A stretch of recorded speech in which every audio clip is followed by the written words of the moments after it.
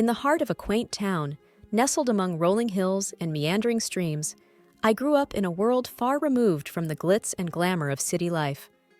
Our small, weathered house, with its creaking wooden floors and windows offering views of sprawling fields, was a universe in itself. It was here, amidst the simplicity and warmth of family love, that my story began. My parents, though not affluent, were rich in kindness and wisdom. My father, a local carpenter, had hands that were roughened by years of labor, but gentle in touch, crafting not just furniture, but also instilling in me the values of hard work and humility. My mother, a schoolteacher, filled our home with books and stories, weaving tales that sparked my imagination and nurtured my dreams. Life in our small town was unhurried and unpretentious. Neighbors greeted each other with familiarity, and community events were the highlights of our social calendar. I cherished this life, finding joy in the small pleasures, the fresh scent of earth after rain, the rustling of leaves underfoot, and the chorus of birds at dawn. It was at the local library where I first encountered Mark. He was unlike anyone I had known, a visitor from the city, with an air of sophistication yet an unassuming nature. His family was well known in the business circles, their wealth and influence reaching far beyond the city's skyscrapers. But Mark, with his easy smile and genuine interest in my mundane tales, was a refreshing anomaly in that world. Our initial conversations were tentative, like two worlds cautiously orbiting each other. He spoke of city life, the fast pace, the endless opportunities, and the dazzling lights. I shared stories of my town, the annual harvest festival, the serene walks by the stream, and the close-knit community. In those early days, we would often meet at the old park bench by the lake, our conversations stretching for hours. The lake, with its placid waters reflecting the changing hues of the sky, bore witness to our growing connection, an invisible thread weaving our disparate worlds into one. "Anna," Mark said to me one evening, his voice tinged with a vulnerability I had not seen before. "I have always been surrounded by people who care more about wealth and status. But with you, I found a serenity that I didn't know existed. You've shown me a different way of life, one that's genuine and full of warmth." His words stirred something deep within me. "Mark, where we come from doesn't define us. It's who we are when we're together that matters. You've brought a new perspective into my life, opening my eyes to dreams I never dared to have." As our relationship deepened, Mark confided in me about his family, particularly his mother, a woman of elegance but stringent expectations. He spoke of her with respect, yet there was an underlying concern in his words. "She has her own ideas about who I should be with. I'm just worried about how she'll react to us." I reached out, taking his hand in mine, feeling the slight tremor. "We'll face that together," I assured him. "Love isn't about backgrounds or expectations. It's about two people who choose each other against all odds." The day Mark proposed was as unassuming as our love. No grand gestures, just a heartfelt promise of a life together. As I looked into his eyes, brimming with hope and love, I knew this was just the beginning. The evening I was set to meet Mark's family, my nerves were on edge. The grandeur of their mansion loomed large as we approached, a stark reminder of the different worlds Mark and I came from. Mark held my hand, giving me a reassuring look. "Just be yourself, Anna. That's all you need to be." I smiled weakly, trying to quell the rising anxiety. "I just hope your mom doesn't think I'm out of place." Mark sighed, a hint of concern in his eyes. "Mom can be a bit much. Just remember, I'm here with you." As we entered the opulent dining room, Mark's mother, Marion, a statuesque woman with an air of austerity, greeted us. Her eyes quickly took me in, a flicker of disapproval passing over her face. "So, this is the young lady who's captured my son's heart. Interesting choice, Mark." Dinner was an elaborate affair, the table set with dishes I couldn't even name. Mark's mother, ever the gracious host, offered me a plate with a sly smile. "I suppose these dishes might be a bit too sophisticated for your taste, Anna. We can get something simpler if you'd prefer." I felt a flush of embarrassment, but managed a polite decline. "No, thank you. I'm always eager to try new things." As the evening progressed, her comments grew more pointed. She eyed my dress, a simple but neat outfit I had thought was appropriate. "Is that what passes for evening wear in your town? It must be challenging to find good clothes on a modest budget." Mark jumped in, trying to steer the conversation elsewhere, but his mother was unrelenting. "Tell me, Anna, what do your parents do? It's always fascinating to learn about different walks of life." I answered, feeling the weight of her judgment. "My father is a carpenter, and my mother is a schoolteacher." "Oh, how quaint," she replied, her voice dripping with condescendence. "Hardworking people, I'm sure, but I suppose they couldn't offer you much in the way of a financial head start." The meal continued with her taking jabs at my small-town upbringing, my parents' humble occupations, and even my salary, which she had somehow learned about. Each comment was veiled in politeness, but sharp enough to cut. Mark was visibly uncomfortable, his attempts at defending me only seeming to amuse her more. As we left, Mark's father, Daniel, pulled me aside, offering a kind smile. "Anna, you handled yourself well. Don't let her get to you. She'll come around." In the car, Mark apologized profusely. "I'm so sorry, Anna. I didn't think she'd be this harsh." I sighed, a mix of hurt and determination in my voice. "It's okay, Mark. I knew it wouldn't be easy, but I love you, and that's what matters." That night, as I lay in bed, the sting of his mother's words lingered. But beneath the hurt, a resolve was building. This was more than just about fitting in. It was a test of our love and my strength, and I was ready to face it head-on. As the wedding day approached, the air was thick with excitement and, unfortunately, growing tension. Marion, who had taken it upon herself to oversee the preparations, seemed to find a peculiar pleasure in belittling my ideas and choices at every turn. One afternoon, while discussing the wedding plans with Mark and his mother, the topic of the wedding dress came up. I had chosen a simple yet elegant gown that I felt reflected my personality. Mark's mother, however, had other ideas. "That dress, Anna? It's so plain. Don't you want to make a statement on your big day? After all, you're marrying into the family," she said, her voice laced with a patronizing tone. Mark squeezed my hand under the table, giving me a supportive look. "Mom, Anna looks beautiful in that dress. It's her choice, and it's perfect." But his mother was relentless. "Oh, Mark, let's be realistic. This is a high-profile event. People expect a certain standard. Anna, dear, you should consider something more fitting of our family's status." I tried to keep my voice steady, though I felt a sting at her words. "I appreciate your concern, but I really love my dress. It's special to me." Her response was a dismissive wave. "Well, it's your day, I suppose. But remember, it's not just about you. It's about how you represent us, too." As the days went by, her comments became more frequent and cutting. Marion criticized the flower arrangements, the menu choices, even the invitations. Each remark was a subtle dig at my background and my inability to meet her lofty standards. Mark and I had many conversations about this, often late into the night.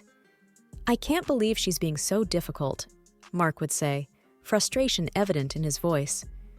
"I wish she could just see how amazing you are, how you make me happy." I would lie there, feeling his arms around me, a mix of love and sorrow in my heart. I knew it wouldn't be easy, marrying into your family, but I didn't expect it to be this hard. The wedding day dawned bright and clear, a stark contrast to the turmoil churning within me. My parents and I had worked hard to make everything perfect, despite the constant criticisms from Marion. As I dressed in my simple but elegant gown, I hoped the day would pass without incident. The ceremony was beautiful, filled with love and heartfelt vows. Mark's eyes shone with affection and promise as we said our I do's. However, looming over the joyous occasion was the apprehension of the reception to follow, particularly the speeches. As expected, Marion took the microphone, her presence commanding the room's attention. The air was thick with expectation as she began to speak. "Ladies and gentlemen," she started, her voice loud and clear, "today we have gathered to witness the union of my son Mark with Anna, let's say, a person from a different circle." Whispers spread through the guests. I felt a cold shiver run down my spine. She continued, her words sharp and unyielding. While some may commend Mark for his charitable heart in lifting a beggar from the streets, we must be cautious. It's essential to keep our family's reputation and standards high, not let them be diluted by those who are clearly freeloaders, seeking to elevate their status by clinging to a family of higher standing. The room fell into a stunned silence. My parents looked at me, their faces a mix of shock and hurt. Mark's face was a mask of disbelief and anger. The guests, a mix of our friends and Mark's high society acquaintances, looked on uncomfortably, unsure of how to react. My heart sank, and a profound shame washed over me. Her words, so cruel in public, were more than just insults. They were a deliberate attempt to shame and belittle me in front of everyone we cared about. As she concluded her speech with a forced toast to our future, the applause was hesitant and muted. The room was enveloped in an awkward silence, the joy of the occasion marred by her venomous words. Mark stood up, his voice trembling slightly. "I'm sorry, Anna. This isn't what I wanted." His eyes were apologetic, filled with a mix of love and sorrow. I looked around at the shocked faces of our guests, feeling incredibly humiliated. The weight of her words hung heavily in the air, casting a shadow over what was supposed to be the happiest day of our lives. The atmosphere at the reception was still tense following the disparaging speech by Mark's mother, when his grandmother, Mrs. Eleanor, a figure of respect and authority in the family, requested the microphone. Her poised demeanor and serious expression immediately drew the attention of all the guests. "Good evening," she began, her voice clear and firm. "I have something important to say. Anna, you have faced unwarranted criticism today, criticism that no one deserves, especially not on their wedding day." I looked up in surprise, and Mark, beside me, appeared equally astonished. Mrs. Eleanor then turned towards Marion. "It seems we have forgotten our own past and where we come from. Let me remind everyone here, especially you, that before you were the lady of this house, you were a maid working under this very roof. It was here that you met your husband." A hush fell over the room. Mark's mother's face turned a shade paler, her eyes widening in shock and embarrassment. Mrs. Eleanor continued, her tone unyielding. "So, for a former maid to stand here and scorn someone for their humble beginnings and modest means is not only ironic, but deeply hypocritical." I could hardly believe what I was hearing. The room was engulfed in a stunned silence, every guest hanging on to Mrs. Eleanor's every word. You, who rose from poverty, should be the last person to judge or belittle another based on their background. We should be proud of Anna's integrity and strength, not deride her for it. The guests shifted uncomfortably, and whispers began to circulate. Marion sat motionless, the impact of Mrs. Eleanor's words evident on her face. In this family, we value character over wealth, kindness over status. Anna exemplifies these values, and I am proud to welcome her into our family, Mrs. Eleanor concluded, her gaze softening as she looked at me. The room erupted into applause, a stark contrast to the earlier muted response. Marion sat there, completely humbled, her earlier arrogance replaced by a visible sense of shame. To be honest, I didn't feel sorry for her. Mark whispered to me, "I never expected Grandma to stand up for us like this." I squeezed his hand, feeling a mix of relief and gratitude. "She's amazing." The rest of the evening felt lighter, the air cleared by Mrs. Eleanor's candid defense. Guests approached with warm congratulations and sincere smiles. I felt that they were all on my side. It felt damn good. As we left the reception, hand in hand, I felt a renewed sense of confidence and belonging. Mrs. Eleanor's words had shifted the dynamics, breaking the insidious plan of a cruel and not the smartest woman. The days after the wedding were heavy with an unspoken tension that hung over Mark's family like a dense fog. It all came to a head during a family meeting at Mrs. Eleanor's house, where the air was thick with expectation and apprehension. As we gathered in the grand living room, Mrs. Eleanor began without preamble, her voice firm and unwavering. "What happened at the wedding cannot be overlooked. The way you spoke to Anna, it was disgraceful." She addressed Marion directly, her eyes sharp.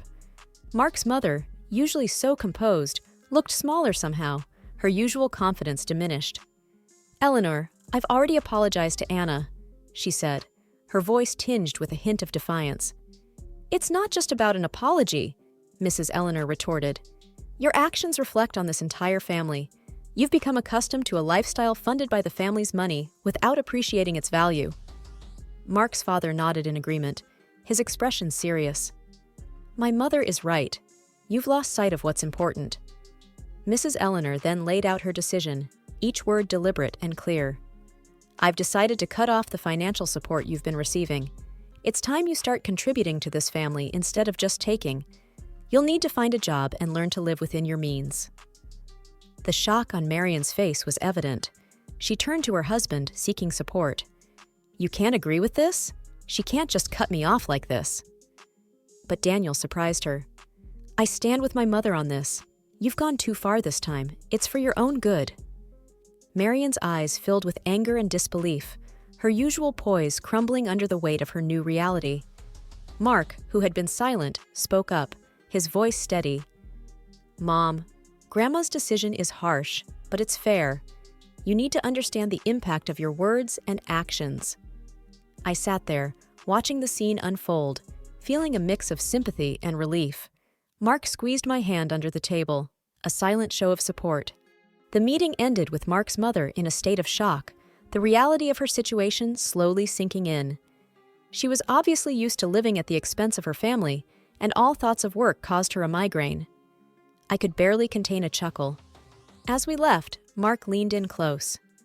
I never thought I'd see the day when Mom would be at a loss for words, but maybe this is what she needs to change. I nodded, feeling a cautious hope for the future. Perhaps this will be a new beginning for her, for all of us. The family reckoning had been tough but necessary. It was a pivotal moment that promised to reshape the dynamics within Mark's family, hopefully for the better. The honeymoon was a welcome escape for Mark and me. As we walked along the sandy beaches, the soothing sound of the waves provided a much-needed respite from the recent family turmoil. One evening, as we watched the sunset, Mark wrapped his arm around me. I'm sorry our wedding turned into such a drama, Anna. I wish things had been different. I leaned into him, feeling the warmth of his embrace. It's okay, Mark. It wasn't your fault. What matters is we're together now, away from all that stress. Mark sighed, looking out over the ocean. Yeah, but when we go back, we'll have to face the reality of my mom's situation. It's going to be tough for her. I nodded, understanding his concern. Maybe this will be a chance for her to grow, to see things from a different perspective. We spent our days exploring and our nights talking about our future. The challenges we had faced seemed to strengthen our bond, reaffirming our love to each other. On our last night, as we packed our bags, Mark looked thoughtful. You know, Anna, everything that happened, it made me realize how important you are to me. I can't imagine going through life with anyone else. I smiled, touched by his words. I feel the same, Mark. We've been through a lot, but it's only made our relationship stronger. We can handle whatever comes our way, as long as we're together. As we headed back home, I felt a sense of peace. The honeymoon had not only been a break from the chaos, but a time for us to solidify our bond, to prepare ourselves for the new chapter in our lives. We were returning to a changed reality, but we were doing it together, stronger and more united than ever. The future was uncertain, but I was ready to face it with Mark by my side.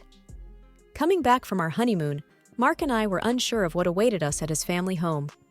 The car ride was quiet, both of us lost in our thoughts about the new family dynamics. As we arrived, the first thing we noticed was the absence of Mark's mother. Inside, we were greeted by his grandmother, Mrs. Eleanor, who wore a knowing smile. "Welcome back, you two. I suppose you're wondering about the changes here," she said, her tone light but with an undercurrent of seriousness. "Yes, where's Mom?" Mark asked, looking around. Mrs. Eleanor took a deep breath, her smile still in place. "Well, after you left, Marion caused quite a scene. Demanded that I restore her financial support.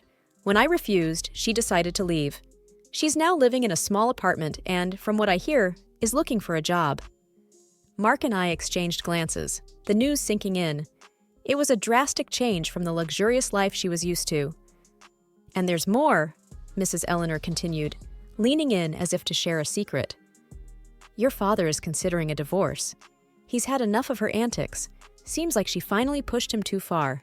Well, she brought it upon herself." Mark's expression was one of shock mixed with a hint of relief. "I can't believe it. I mean, I knew things would change, but this is more than I expected." I reached out, touching his arm. "It's a lot to take in, but maybe this is for the best. A chance for everyone to start fresh, on a more honest footing." Dinner that night was an oddly serene affair. The absence of Mark's mother felt, but not in the way we had anticipated.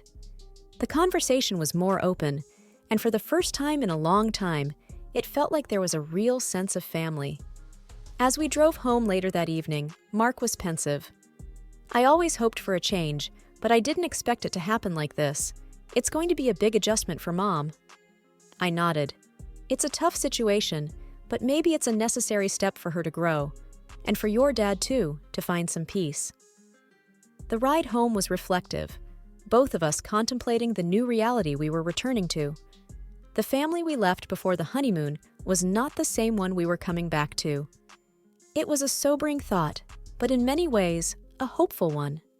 Change, though painful at times, was often the path to something better. And we were ready to face it together.